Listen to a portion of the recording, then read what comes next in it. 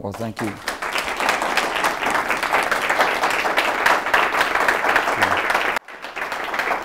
Thanks. Well, it's really great to be with you. I've been looking forward for a long time to coming to the Clinton School and to hearing what's on your minds and what you're thinking about and so forth. I didn't come to teach. If I'd come to teach, I would have given you a couple of theories of social change. But I haven't worked that dimension of it. I instead came to converse and hope that you will learn, even if I'm not teaching. Is that fair? And I did grow up with social change. I came out of a background in Chicago. My mother was a Methodist and my father was Jewish, and she was acutely conscious of being prejudiced against. She was prejudiced against because she was married to a Jewish lawyer by Christians, and she was prejudiced against by someone in the Jewish community because she wasn't Jewish. And when he died, she moved back here, and she did not tell me my father was Jewish until I was 23 years old and had just learned it. So we grew up in Little Rock, and I was an only child, and that was my first set of social pressures, to come back here as a Yankee and be thrown into the South and have to not use words like, in those days, people didn't say guy. Guy was a Yankee word, G-U-I.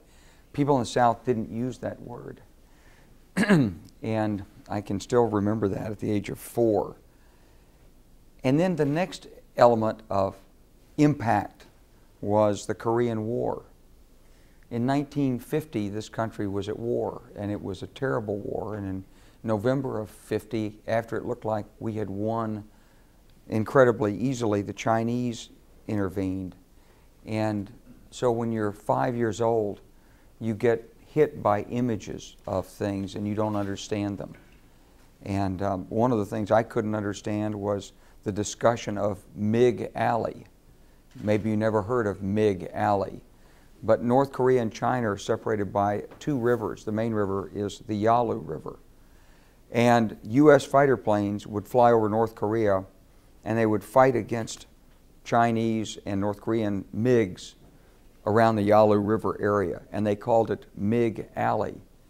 And I knew what an alley was, and I knew what a MiG is, and I couldn't figure out why there were MiGs flying down alleys. But it was one of those things in terms of how young people are impacted. If you think back to your own lives, you'll find times when you're impacted. We lived in the 1950s in a society that was heavily impacted by the ideology of warfare. We did duck and cover drills in the 3rd and 4th grade in our classrooms at Pulaski Heights Elementary School. They built the Little Rock Air Force Base during that period, and we were very conscious of that. A Soviet satellite was launched in 1957, and America was humiliated when we attempted to respond with the U.S. Navy satellite Vanguard 1. And Vanguard 1 was a long rocket of maybe 150 feet tall, 3-stage, that was launched at Cape Canaveral, and it had as its payload a grapefruit-sized satellite with a single radio transmitter which could orbit the Earth and go beep, beep, beep, just with a signal, no information. And the satellite somehow vibrated itself into destruction about a foot off the launching pad. It toppled over, and the satellite, the little grapefruit, apparently was seen a few 100 feet away from the burning hulk of the missile, and it was beeping. And at least that figuratively, I don't know if it was literally beeping or not, but people, it was a great symbol of America's humiliation in the Cold War. In 1961, President Kennedy went to Vienna, and he met Soviet Prime Minister Khrushchev. Khrushchev had been to Iowa in 1959, and he had said on a farm in Iowa, he was very defensive when he looked at this rich farm in Iowa. And Iowa farms are wonderful, and they're rich looking. And he looked at this farmer and said, "We will bury you." And it was a shot heard round America. How could a man that had come as a guest to a country assault us and attack us as our guest and tell us that under communism he would bury us? These were forces, ideas of social change. There was a corresponding idea, but I didn't understand it very much. When I was about 8 or 9 years old and I would play out in the street on Valentine Street and get a really dark suntan, my grandmother didn't like it. She was very fair-skinned, and we took the bus a lot. And she told me, and she wasn't joking, she says, you're gonna sit, she told my mother, she says, he's gonna sit in the back of the bus because I'm not gonna answer any more questions about him. And I get very dark in the sun, and I didn't think about it. I didn't go to school with any African Americans. There were African Americans who were in our neighborhood every day. We never had a maid, but the maids came up on the bus. They all wore white uniforms. They got off the bus. They walked down to the homes. They stayed in the homes. Some of my friends had maids in their home. They loved the maids. The maids went back to the bus at 4 o'clock in the afternoon and rode home. But that was the only contact I ever had with the African American community. And then somehow in 1957 everything blew up in this city. And Little Rock became a terrible symbol of persecution and abuse. And people didn't understand it. We're coming up on the 50th anniversary of that now. It was at the tip of enormous forces of social change in America. Gunnar Myrdal's American Dilemma came to a pointed, sharp edge right here in Little Rock, Arkansas, as the school board prepared to integrate Central High School. The plan was to integrate from the top down and start with only one school, as though you didn't want kids to socialize earlier than that because they might become friends across racial lines. And so therefore they were going to start at the top and work down, and then people were being told, but if you don't want to do that, you can go and move out to the Hall High School District where there won't be any integration. And I was in the 8th grade. I never heard anything about it. All I knew is that there were these white citizens councils and people were running around, and there was a mob supposedly at Central High School, and Life magazine was here, and there were soldiers, and people either liked Little Rock or they didn't like Little Rock. And my parents were all upset that we had gotten bad publicity and it would be bad for business in Little Rock. It's confusing. So I'm describing sort of 3 or 4 confusing elements in someone's childhood, and you must have some of these in your own childhood. This is the pattern of social change. If you look at all of life as a construct on a scale of complexity ranging from the quark to humanity, you find humanity's pretty far up the scale of complexity. There's on the order of 10 to the 23rd. The largest number in the universe is about 10 to the 80th, which is the number of subatomic particles in the known universe. 10 to the 23rd molecules in the human body. And that's actually more molecules in our body than there are stars in the universe. I think we say there's 10 to the 19th, 10 to the 20th stars in the universe. So our bodies are pretty complex. Each one of those cells is living. Each one of those molecules is part of a cell structure that's living. And then our bodies live. And then we have created from those a world of ideas, a kind of a mental construct. And we live in a civilization that has laws and customs. And we can't even describe all these laws and customs. We can't transplant them.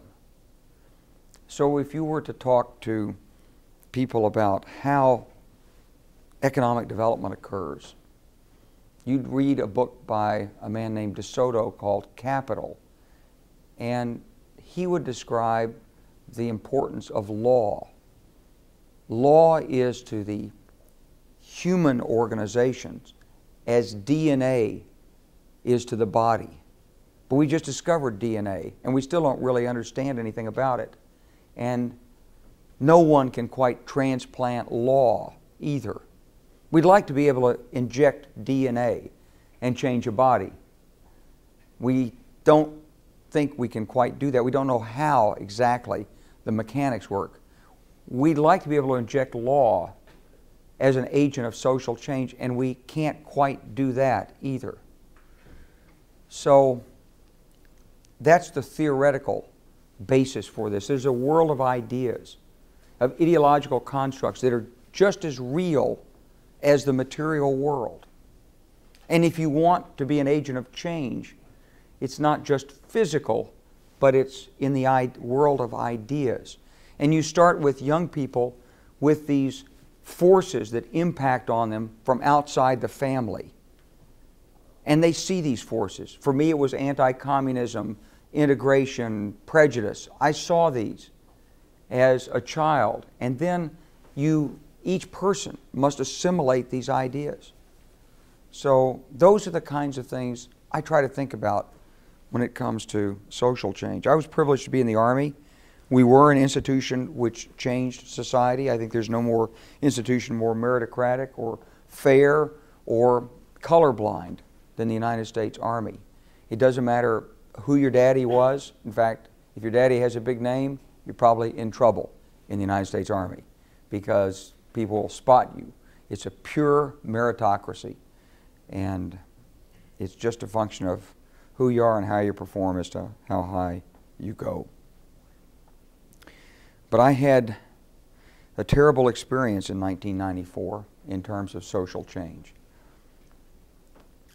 I'd always done my duty in the Army, and I thought I was pretty fair to people that worked for me.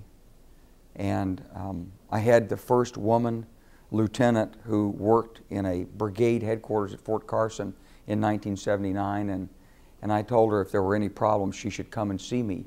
And she said, "Oh, sir," she said, "I'll never date anyone in this unit," which I thought was a non sequitur and which should have been my first indicator that we had a problem.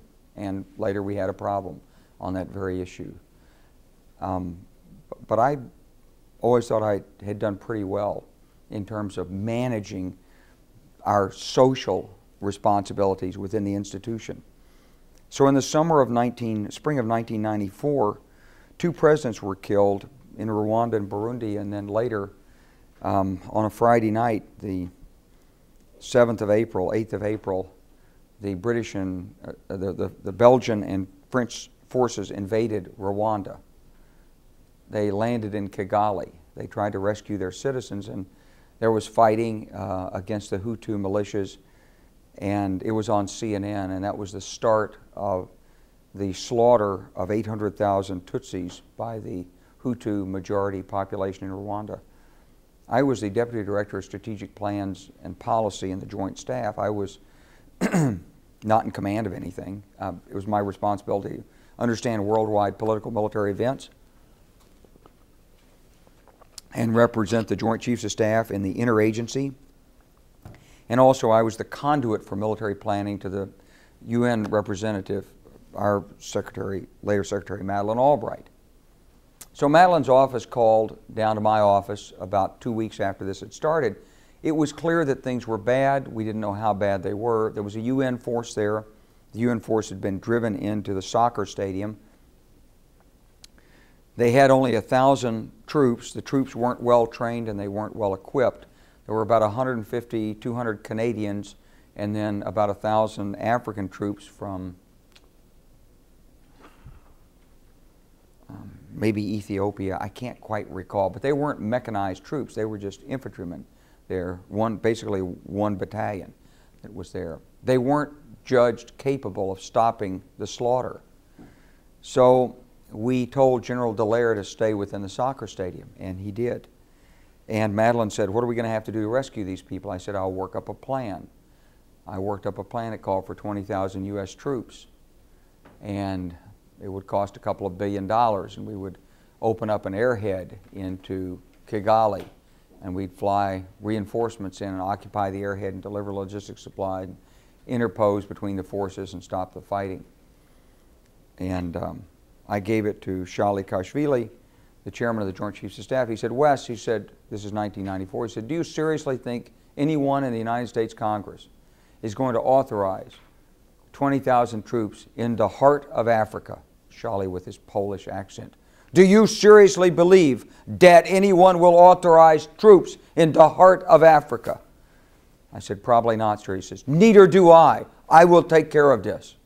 He called Tony Lake, President Clinton's National Security Advisor, and the plan disappeared. I never knew what happened. We didn't exactly know what was happening in Rwanda. I mean, we just didn't know. You heard reports, but you didn't know. I didn't really know until I read a New Yorker magazine article a year and a half later that described how the 800,000 people were killed. That people had been hacked to death, that priests had come after their parishioners, teachers had come after their students, that fathers had begged to be allowed to shoot their children rather than having them macheted to death, that people had used their last money to buy bullets from the militia in an effort to buy their easy death, that one man had taken his 3 children and thrown them down a well and jumped in after them. And when you read it, you cried. It was horrible. And we let it happen. We absolutely could have stopped it. We, the United States of America, and we didn't. We intervened belatedly. I guess it was August or September of '94 by sending 1,000 troops in to provide relief to the Hutus after the Tutsi military had attacked the RPA under Paul Kagame, drove the militia out of Rwanda, and the Hutus fled to escape the RPF and ended up in what was then known as Zaire, around Goma. And we went into Goma and delivered relief supplies stuff. It was kind of bizarre. It was kind of crazy when you looked at it. And when I read that New Yorker magazine article, I just realized that I couldn't ever allow anything like that to happen if I could ever stop it. When you are made Brigadier General in the Army, they tell you that they pick 48 or 50 people a year. They bring you in for what they call a charm school, which is sort of 1 week of telling you that now you're a general, be careful because everyone will take what you say, and if you tell somebody to do it any way they can, they'll violate the law to do it. They'll please you, they'll lie to you, they'll flatter you, you can't trust them at all. And as they puff up your ego, they then tell you, but don't get a big ego about it, because if you were all on a plane and the plane crashed, we get the next 48 and they'd be just as good as you. As though the people don't make any difference. It's just the uniform. But I guess what I saw in the Clinton administration is that people did make a difference. That 1 or 2 people can make a huge difference in the world. And sometimes you get a chance to make that difference. And when you get that chance, you have to recognize it for what it is and you have to take it. So you're dealing in the world of ideas. All diplomacy is in one way or another coercive, I guess. And all wars are ultimately about convincing the enemy not to fight. Some wars are easier than others. In the 1830s, a man who was ruling the South American country of Paraguay sent his son to France to study, where he studied under Louis Napoleon III. And he became absorbed in the glories of French military history under Napoleon. And he later returned and became the leader of Paraguay. And he brought his lessons and delusions from France back to South America. And he started a war. It was called the War of the Three Emperors because he attacked. Paraguay's a little country. And for a long time, the Indians there were enslaved by the Jesuits in the 1600s. They kept the Indians in barracks, separated them by sex, taught them trades, forcefully converted them to Christianity, and basically used them to seek their salvation and entrance into heaven through good works. And the Indians later revolted in the late 1700s. And so here was this man in 65, 66. He ends up fighting Brazil, Argentina, and Uruguay. And they kept telling him to surrender, and he wouldn't. And when it finally was over, something like 30% of all males above the age of 6 had been killed in the whole country. And in the last battles, they had children as young as 7 or 8 years old fighting, using rifles, and dying. So there was a war of physical extermination. But most wars aren't like that. Mostly people determine they've had enough and they give in. It's the way World War II ended. It didn't end with guerrilla fighting in Japan. It ended with people accepting in resignation their defeat. So it's always about ideas. And what you must do as an agent of social change is understand the ideas and be able to convey ideas and reinforce those ideas in a way that takes you to what you believe the proper goal is. I always say there's nothing stronger than an idea whose time has come. And I think that if you start with the kind of fundamental ideas that have defined human nature, they are respect for the individual and then the opening of opportunities for individual achievement, self-actualization, care of families, and so forth. And those tend to be more or less culturally universal. And if you use those ideas, you can create change. I think that's about as much as I'd like to offer right now. And now I'll take your questions or discussion.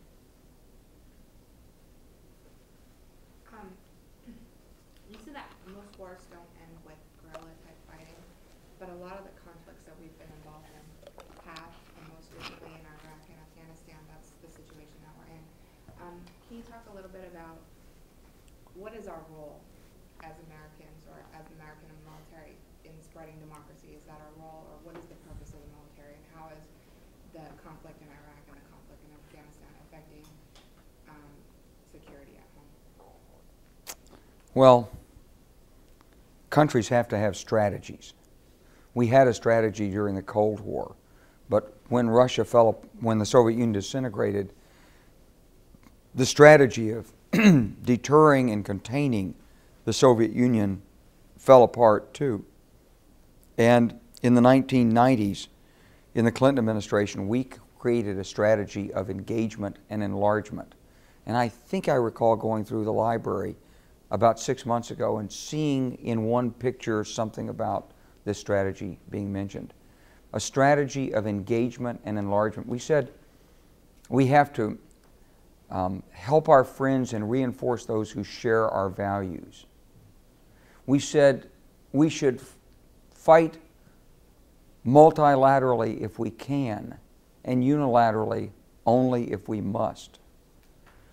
And we talked about many of the instruments of power and the nature of the threats that we saw in the early 1990s. And we put out a slick brochure. It was called A Strategy of Engagement and Enlargement. We probably printed, I don't know, 50, 100,000 copies of this thing. Nobody paid any attention to it.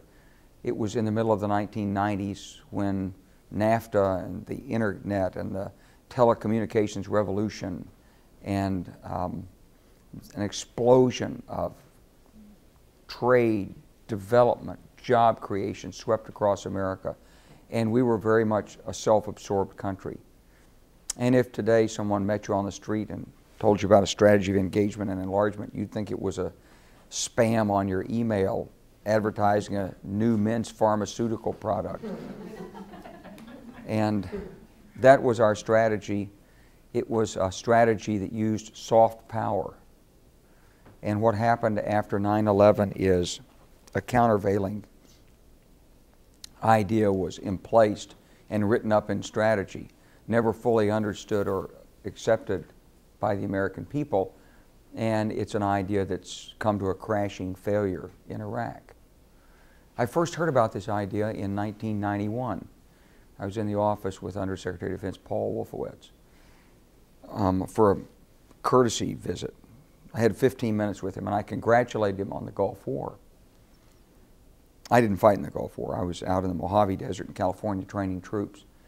And I said, congratulations, Mr. Secretary. He was number 3 guy in the Defense Department in the first Bush administration. I said, congratulations, Mr. Secretary. It's really a great job our troops have done in Iraq. He said, well, thanks, but not really, he said, because we didn't get rid of Saddam Hussein. He's still there. He said, I know President Bush has said that, Bush 1, has said that he'll be gone, but I don't think he will be. What we did learn, though, he said, is we've got a window of 5 years, maybe 10 years, in which we can use our military forces with impunity. The Soviets won't stop us. They're too weak now. We can use our military forces to clean out these old Soviet client states, these governments that sided with Russia during the Cold War. And we must do so before the next great superpower comes along. I said, well, 5 or 10 years, that doesn't seem like very long. How 15, 20? He says, no one knows. China? He said, whoever the next superpower is. I took it and filed it away as a sort of nugget. But when I got up 3 years later to the Pentagon to write national strategy, no one seemed to acknowledge this idea. We didn't have a hard strategy in the Clinton administration. We believed we should help our friends and reinforce those that share our values, but we didn't say we would impose democracy. We would help people if they wanted to seek democracy. But we didn't say it should be imposed. We maintained good relations with Egypt, not quite a democracy. Saudi Arabia, not quite a democracy. We worried a lot about Russia and tried to bring Russia along democratically, but starting in 1995, 96, Russia began to close down as the old forces asserted themselves. And there had been a brief 2, 3, 4 years in there where Russia was wide open, and then the power ministries began to reassert themselves in Russia. So the Bush II administration after 9/11 took this idea that Wolfowitz had, and they ran with the ball. And they decided that they would smash these old regimes in the Middle East and open up the way to a wave of democracy, because, as everybody knows, democracies don't fight each other. That's why Germany and England didn't go to war in the 20th century. Oh, but wait, they did. Or Italy and France. Oh, but they were at war too. It turns out that democratization is no cure against war. In fact, there are many democratic societies who love a good little war, as long as they can win it quickly. But that was the notion that animated U.S. policies. And I was in the Pentagon about 7 weeks after 9/11, and one of the senior generals pulled up a piece of paper and said, I have here from the SecDef's office the campaign plan, what we're going to do in the Middle East. We have 7 countries we're going to take down in the next 5 years. We're going to start with Iraq, then we're going to go to Syria and Lebanon, then Libya, Somalia, Sudan, and then back to Iran. And I said, is that a classified piece of paper? He said, yes. I said, don't show it to me. But somehow that memo was written. It was the straight Wolfowitz plan. And it was sold to the American people as the pursuit of weapons of mass destruction. But the reason that they could never quite get their story straight is because their story wasn't straight. They really were doing this to smash these old governments and try to promote social change through military conquest. When Tamerlane conquered Baghdad in the 1400s, he knew that the best way to promote social change among these stubborn Iraqis was to kill them all. And he killed them by the tens of thousands and stacked a tower of skulls outside Baghdad. There was no mercy shown in that conquest because people are hard-headed, and when you kill their friends and their family, they don't like you. They actually hold grudges against you. This is real hard for Americans to understand. Somehow they think, some think. I was in Amarillo last night talking about these ideas, and a guy came up to me afterwards. He bought my book, and he said, I said, I just want to ask you a question. He said, I agree with most of what you said, but do you think we were, wrong to go into Iraq and try to, change the culture over there, that it caused all these people to attack us? I said, yeah, I think you were wrong. I don't think you can change culture like that with military force. He said, he just sort of stiffened up and walked away, and I said, I guess he won't vote for me if I run again. But you can't easily change people's mind through force. People don't change their minds that way. You may repress them if the force is evil enough and strong enough, but you won't change their minds. And if you want to change the culture, you have to have people who want to receive the opportunities that you're offering. So it's not hard power versus soft power. It's soft power persuasion. It's what General Eisenhower said the definition of leadership was. He said leadership is it's getting the other fellow to want to do what you want him to do. He didn't say it was getting him to do it. It's getting him to want to do it. That's leadership. And that's the way cultural change has to occur, not by force of arms. They won't get it. I've been 6 times to the region since 2004, and I've been to any number of conferences, met leaders in the region, so forth. Not one single person in that region has ever come to me and said, please go back and tell your president to invade our country like he did Iraq so we can have the same blessings of democracy that you've given Iraq. No one has asked for that. Isn't that amazing? You would think that they would if it was such a good thing, but they didn't. It was a flawed, fatally flawed idea, and now we've got to back away from it. Kind of along these same lines, you said that democracy or spreading democracy is not an effective way to prevent war.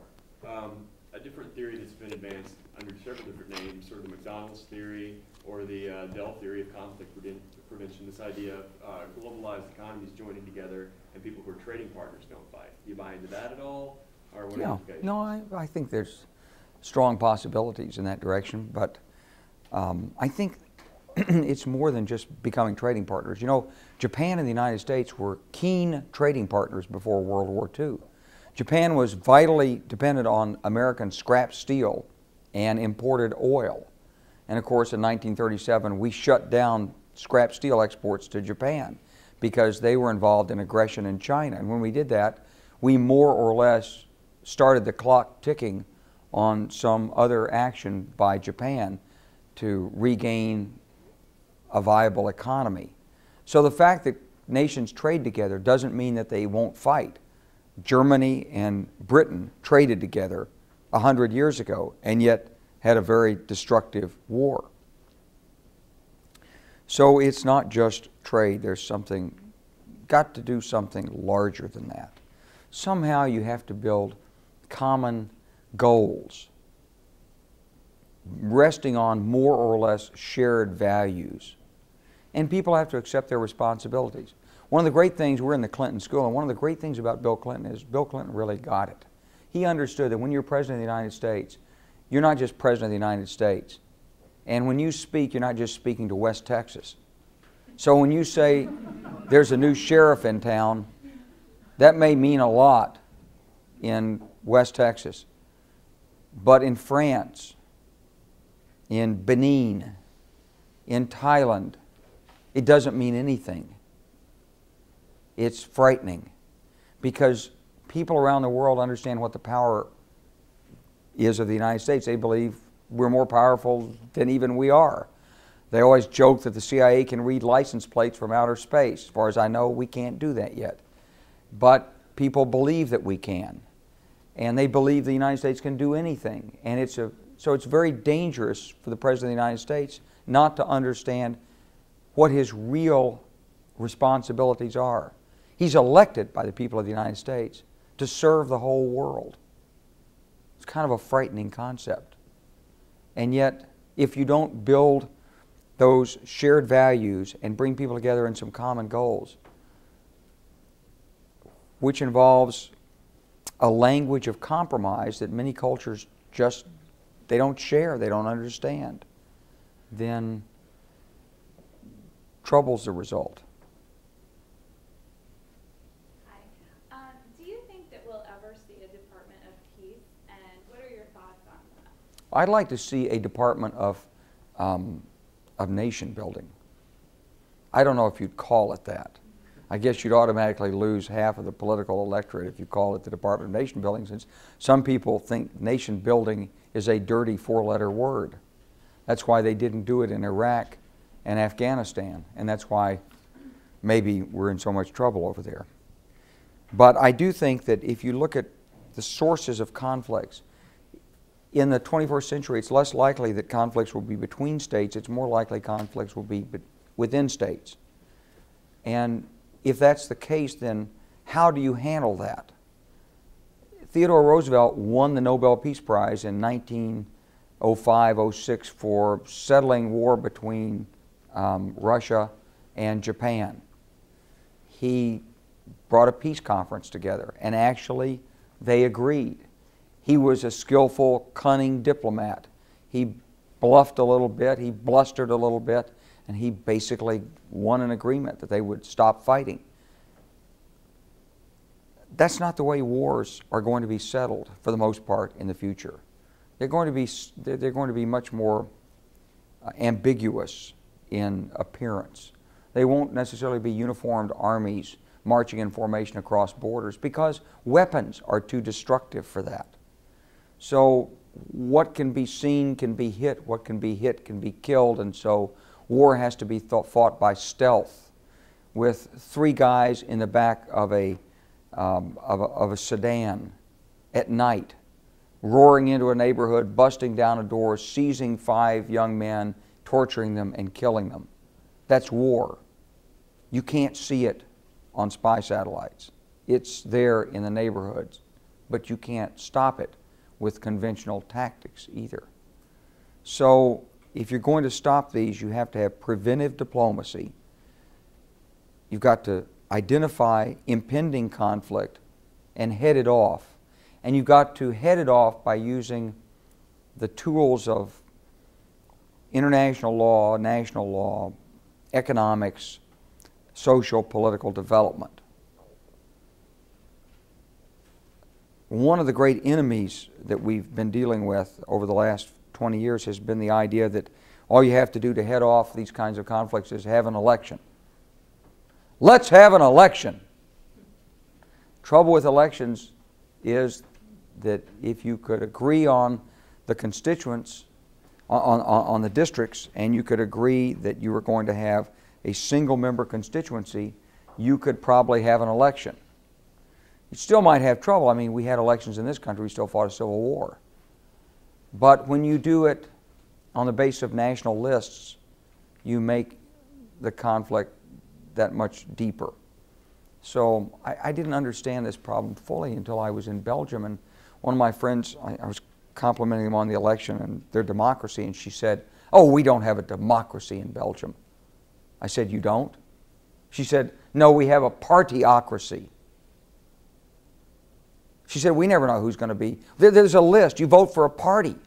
And then they just move so many, depending on how many votes they get, they move so far down the order of merit in the party.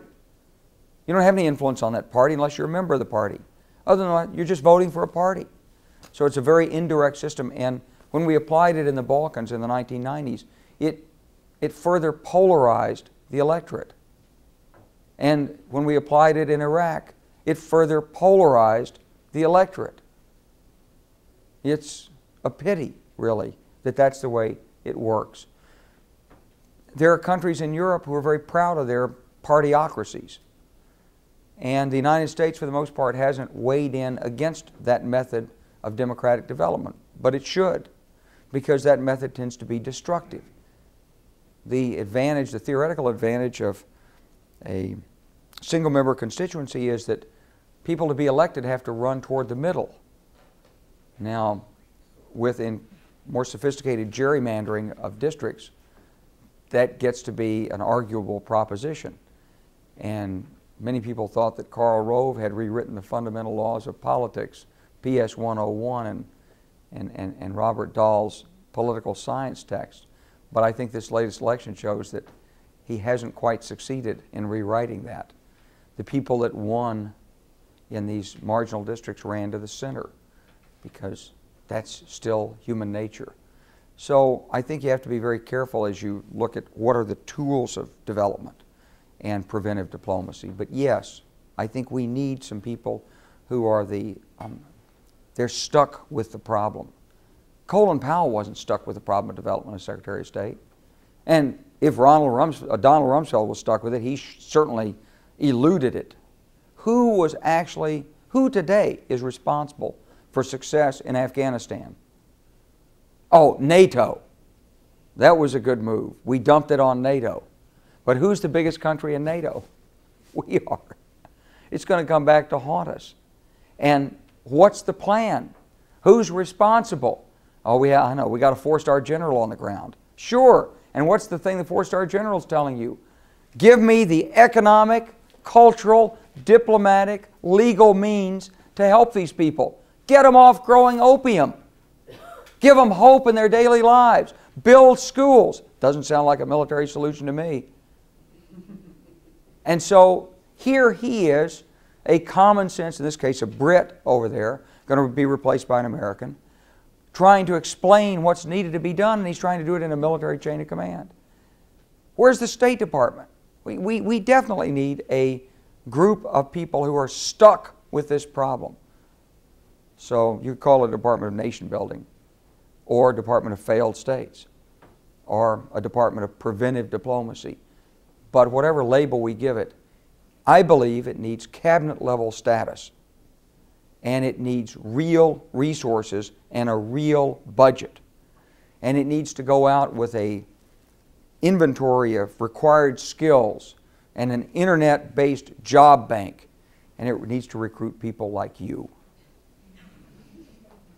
who'd be willing to go to Afghanistan for a year and bring analytical skills, accounting skills, legal skills, and work and study and represent America to a different country. Nothing wrong with my buddies in uniform. I love them all. But if you read Robert Kaplan's recent book on, I think it's called Soldiers of Empire, I read it, and it's all about special forces and how they're going all over and changing things. And here they are, these guys in uniform, these soldiers who are experts in cultural sensitivity, except they aren't. They aren't. They're the exact, as Kaplan finally concludes, it's a wonderful mission, and they all talk the right language. But these are exactly the wrong people. These are people who like to go shoot things. These are hunters. These are guys, these are outdoorsmen. They got into the business because they don't mind living in a rough environment. But they're not the right people. You're the right people. You'd have to go in there and live in a rough environment and put up with a lot of hardship and heartache. And I'm not talking about Peace Corps digging wells. I'm talking about actually changing institutions. See, we don't know how to do it. We don't know how to transplant law. We went into Haiti in 1994. And I had to go into the chairman of the Joint Chiefs of Staff and say, well, you know, sir, there's no way to get us out of Haiti. He said, and why is that? I said, because once we go in there, there's no one to turn it over to. He said, go to Madeleine and the United Nations and fix this. So we went up and we argued with Boutros Ghali. And Kofi Annan at the time was in charge of the Department of Peacekeeping Operations. And he sat in on the meeting. And as we argued about this, we realized in Haiti there was no law. There were some magistrates, there was a constitution, there was a legislature. Everybody carried the Constitution with 278 articles. It was about 80 pages thick. They carried it in their pocket, and they could all argue about it in French. But most people in Haiti don't speak French. They speak Creole. They can't read French, and they can't read the Constitution. And the police were corrupt. And so when you put the Americans in and you start detaining people and saying this person should be punished, how do you punish him? What law is he punished under? By what judge? What is the standard? And what happens to him when he's locked away in the prison for 2 years for creating a public disturbance? What happens to him? And how does all that fit? Yeah, we went in with a great military instrument, but even there we didn't understand, and we were trying to prepare for it. In Iraq, we didn't even begin to prepare for it. So yes, it's a good question. We definitely need a department of something. General, it's nice to see you again. Thanks, Paul. Listen, you talked several years back at Harding University. Thomas Barnett's book, Rome at the 21st Century, talked about a similar force referred to it kind of like the cavalry, the Leviathan and then the cavalry. It's an interesting idea to call it a department of peace or of nation building. More specifically, explain what you would think that a department of peace, a nation building force, would go in and do specifically. Well, you have to establish that through an agreement with the people in the country. You can't impose things. You have to have strategic consent. So maybe you'd see the country coming apart, and maybe you could react in time and send a team of high-powered diplomat, bureaucrat, accountant, lawyers in who would say, oh, there's no reason to go to war with this. We can help you. We'll make sure everything, but it's not fair that they're doing this. They've insulted my tribe by doing this. They've impugned my ancestors by, and somehow you'd have to have people who can sort of spread oil on the water and calm down the tempest. And before the killing starts, begin to institute. Without the Leviathan. Well, I think it can't be done after the Leviathan. I think people who have this idea, I don't know if it's Barnett or somebody else who, I saw him giving a presentation one time, he talked about South LA rules. And one of these people was saying, well, you know, there's a zone in the world where there's international law, and then there's a zone where there isn't any international law and there's no law. And in that zone you have to use force. And the guy was describing this as being like South LA. And I'm thinking about, he says, you know, the police in South LA, they don't use the same rules that they do in the rest of Los Angeles. I'm saying to myself, yeah, that's why we had the riots in 1992 with Rodney King, because they didn't respect Rodney King as an individual and didn't use the right rules. And if, you know, the starting point for all human interaction is first something that I learned from President Slobodan Milosevic. I learned a lot from him, even though he was a war criminal. He was an archetype. And he said to Holbrooke, he said, please, Mr. Holbrooke, treat with respect. It's the starting point for all human interaction. If you don't treat with respect, you will not be respected. You may be feared, but if you're feared, you'll be hated. And if you're hated, you'll be sabotaged and fought against.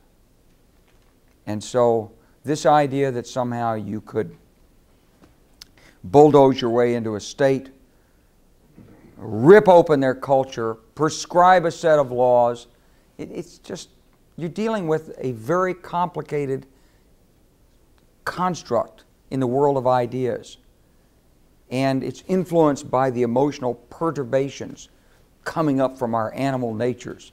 So if you want to get those ideas changed, you've got to be sensitive to the perturbations you're causing.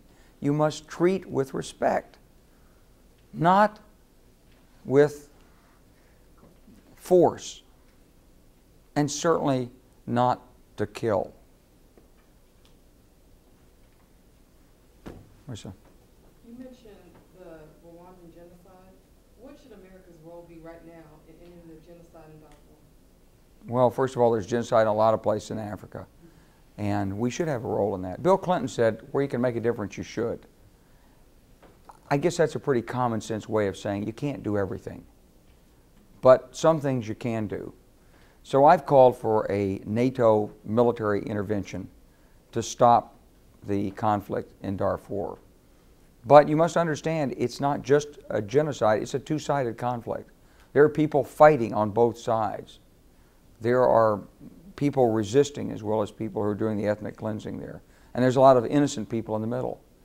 So I think a NATO force with some U.S. troops as the backbone of it and U.S. command and control could go in on the ground, separate combatants, protect innocent lives.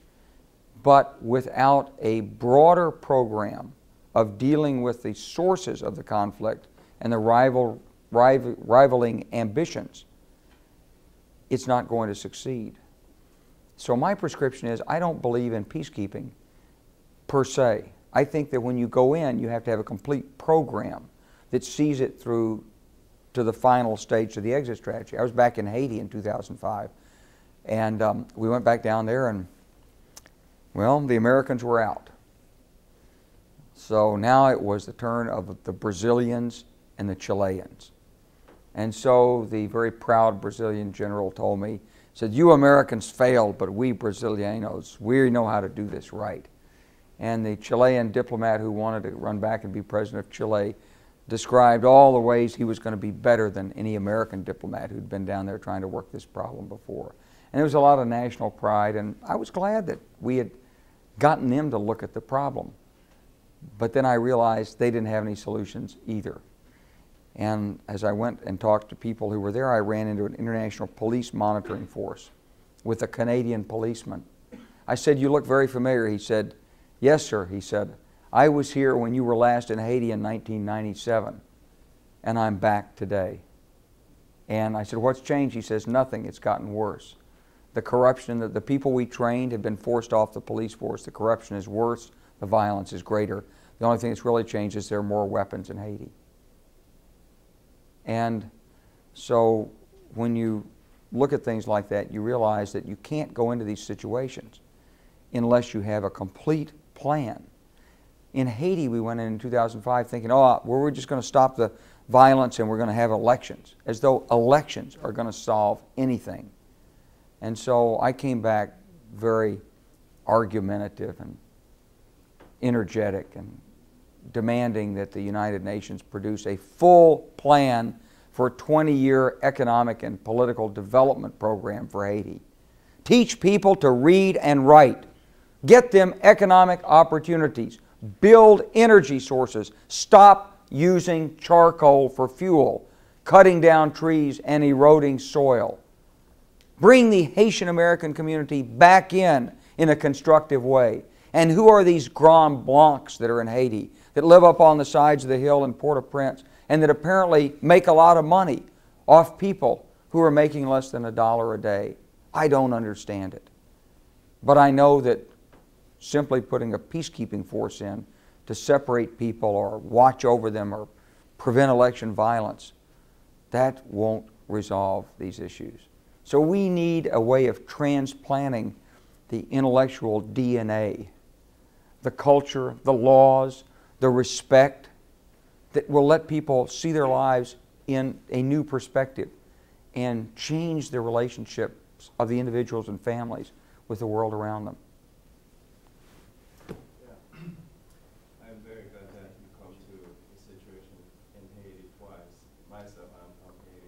You are from Haiti, aren't you? I look at your name tag. So I moved from Haiti last 6 years ago to Florida. As you mentioned that the Constitution in Haiti is in French, so it's not in Creole. And I sympathize with that because the problem that we have in Haiti is most of the offices, such as the government, the three branches of government, all of them are in French, so they are not in Creole, which is the mother.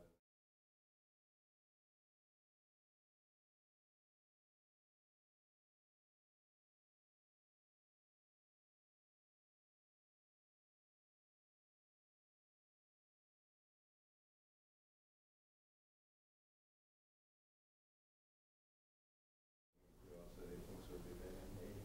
I think that it could have helped. There's a very strong class structure in Haiti, as you know. And I think it's very hard for ordinary people to feel a sense of connection with the government. And it's easy when people can be dehumanized for it to happen. It has nothing to do with skin color. It's just the way it works in countries. And it works that way in Haiti. I remember walking through the slums of Port-au-Prince one night in 1997, and I had a security guard with me. And everybody kept saying, don't go to Cité Soleil, don't go to Cité Soleil, it's too dangerous. So naturally, you know, being the kind of guy I am, I want to go to Cité Soleil. So I've got a couple of security guards, and one of them speaks Creole. And we're going through Cité Soleil. Of course, there's no street lights. It's totally dark. And because there's no electricity in Cité Soleil. And there's no water in Cité Soleil. It's just houses. And some of the houses are occupied. They're what we call in the Navy, they call it hot bunking. But it's where like two people share the same bunk. One guy, you know, 6 a.m., 6 p.m., the other person 6 p.m., 6 a.m. And there are families in Cité Soleil who hot bunk in these hovels. So at night, their families on the street all night. They have no place to live. Somebody else is in that house. And we're walking by, and people have flashlights, and at least my guards did. And there are women out cooking on the streets. They've got these charcoal braziers, and they're grilling sausages, and you pay 2 cents a piece for these burnt sausages or something. And that's how they make their living. And there's kids everywhere underfoot, you know, and you can't see much by the dim light that's there.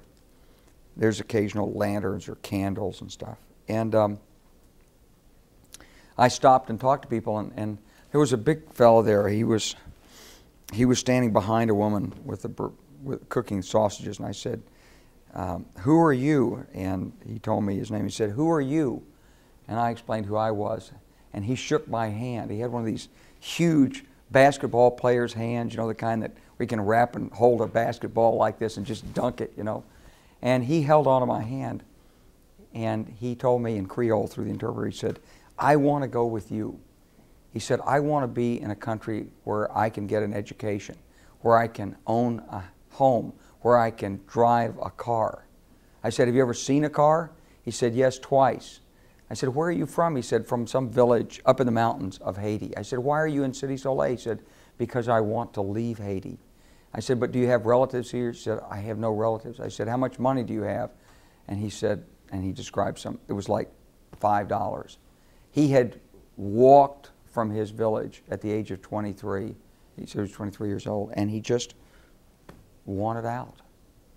And he wouldn't let go of my hand. He was convinced if he held onto my hand that as I left Cité Soleil, I would drag him along with me, throw him in a plane, and land him in some other place. He'd heard about America. He knew what we stood for in America. And he had a burning desire to get here. I don't know what happened to him. But that's human nature. That's what people want. That's what we have to offer. That's what I mean by talking about the power of the American ideal. Wouldn't we rather be perceived that way than someone in the Middle East who says, these American helicopters, they're killing my family? Why would we ever believe that that's the right way to resolve any human problem. You mentioned the UN just a little while ago, and it's something we discussed on Wednesday, specifically the court system and the problem it faces with whether or not people are going to... Can you all hear her? Because my hearing's kind of bad, and I... No, I speak too Okay. highly. Okay. The UN and the problem it faces as far as legitimacy, whether or not people are going to accept it. Sometimes they will, sometimes they won't. I think there's so much potential there, but as Dr. Nina mentioned, some scholars say it's not even worth studying. So what has to happen in order to make it worth studying? Do we need to add an economic element? Do we have to wait until the U.S. is no longer the superpower? What are your thoughts? Well, I think we have to work the UN. I hope you will study it. You know, there's no magic solution to any of these issues. The UN has, all foreign policy is about domestic politics. That's what it is. I remember in the summer of 1994 when I had first gone to Washington that the Republicans were saying, aha, they said, we know how to beat Bill Clinton. He's some kind of wonderkind from Arkansas, but he's terrible at national security policy. He's weak. We'll beat him on national security. We'll make him look weak. And so they just kept piling on attacking the United Nations. I was in this discussion on Haiti in 2005, and there's the Republicans still attacking the United Nations. Let's destroy the United Nations. They're no good. But who is the United Nations? It's just a collection of nations. Led by who? The United States. It's just as strong as the United States is strong, and just as weak as the United States is weak. And so, I mean, we created the United Nations in our image. We built it. We put in that UN Declaration of Human Rights. We, the United States of America, believed in things.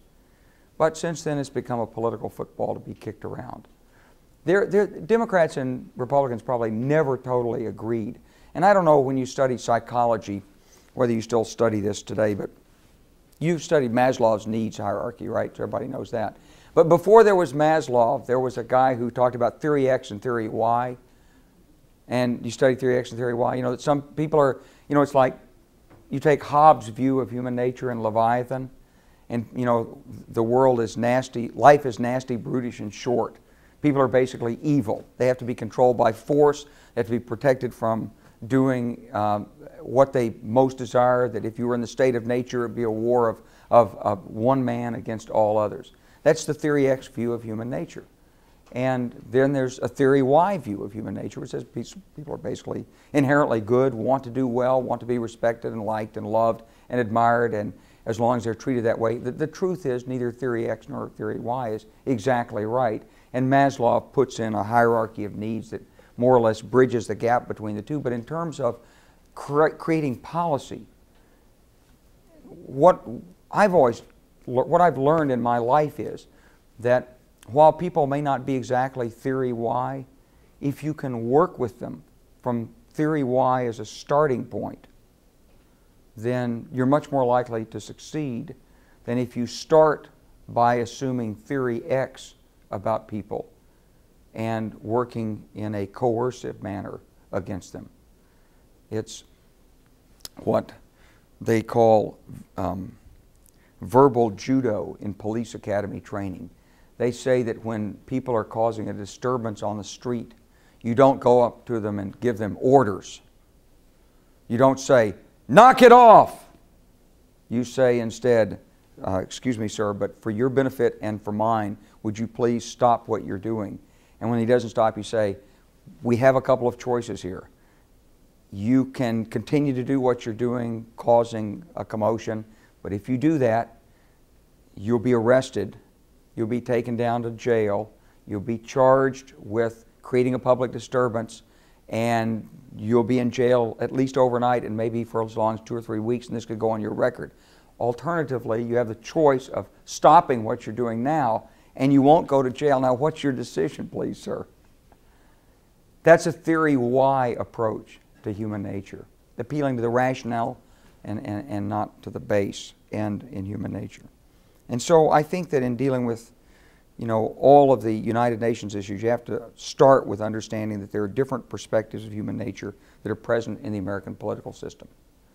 And that as much as possible, you got to keep the United Nations out of the U.S. domestic political arena, where it's a football being batted back and forth. And both political parties need to cooperate and extend, make it stronger, more effective in promulgating international law. Yes? You gave the analogy about the young man who was holding your hand, and I find it problematic when I'm from Kenya, and I find it problematic when people are told, you know, people want what the United States have. I get the sense of, people want, it causes people to want to immigrate here rather than focus on what is it that we like about that we can have in our own nation. Exactly. And I'm finding it very difficult to communicate it to our young generation that the answers are not in America, yeah, the answers are there, but you can adopt it in your nation. How do you think we can effectively communicate that? Even to people in our class, because then we'll deal with immigration issues all through the nations if people can't find a way to work out the solution in their own home. Well, I think you can say it, but people don't truly understand it. I think you have to group the attitudes into different baskets and look at the baskets. So, are people interested in coming to America for economic opportunity? Is it for political opportunity? What is it? And then if you take a look at it, you can then try to look at the conditions in your country which aren't operative, that if they could be remedied, would give people a reason to stay. I'll tell you what I think one of the most fundamental issues is in political and economic development around the world. It's the conflict between private interest and public interest. And I discovered when I was in the Balkans, one day I was going to meet with the newly elected Croatian member of the Bosnian tribe presidency. They had a president from each of the three ethnic groups. And so